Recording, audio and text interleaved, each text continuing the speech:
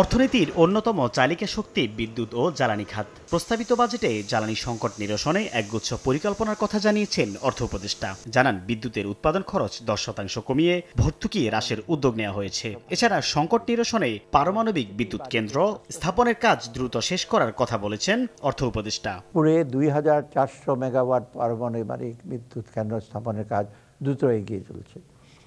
নবায়নযোগ্য জ্বালানি নীতিমালা 2008 যুগোপযোগী করে নতুন একটি নীতিমালা প্রণয়নের কার্যক্রম চূড়ান্ত পর্যায়ে রয়েছে। জ্বালানি নিরাপত্তা নিশ্চিতে নিজস্ব উদ্যোগে তেল গ্যাস অনুসন্ধান ও উৎপাদন বাড়ানো হবে।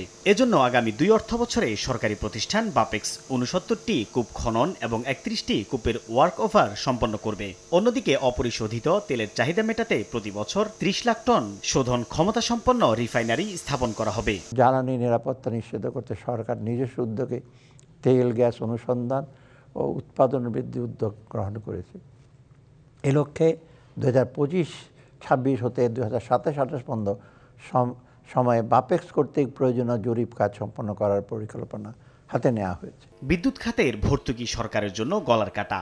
এটা কমিয়ে আনতে বিদ্যুৎ কেন্দ্রগুলোর প্রসঙ্গে অর্থনীতিবিদরা বলছেন, নো পাওয়ার নো পে। এই চুক্তিতে গেলে ধীরে ধীরে ভর্তুকি কমে আসবে। বিদ্যুৎ না কিনলে বিল দেব না, মানে নো পাওয়ার নো পে, এই প্রিন্সিপালে যদি যাওয়া যায় তাহলে কিন্তু যেই ভর্তুকির বরাদ্দ রাখা হয়েছে, আমি শুনেছি 37,000 কোটি টাকার মতো বরাদ্দ থাকবে বিদ্যুতের জন্য, সেটার প্রয়োজন নাও হতে পারে। এদিকে এলএনজি আমদানিতে 15% কর অব্যাহতি দেওয়ার প্রস্তাবে দাম কমে শিল্প খাতে ইতিবাচক ভূমিকা রাখবে বলে মনে করেন অর্থনীতিবিদরা। সাইফুল ইসলাম, সময় সংবাদ, ঢাকা।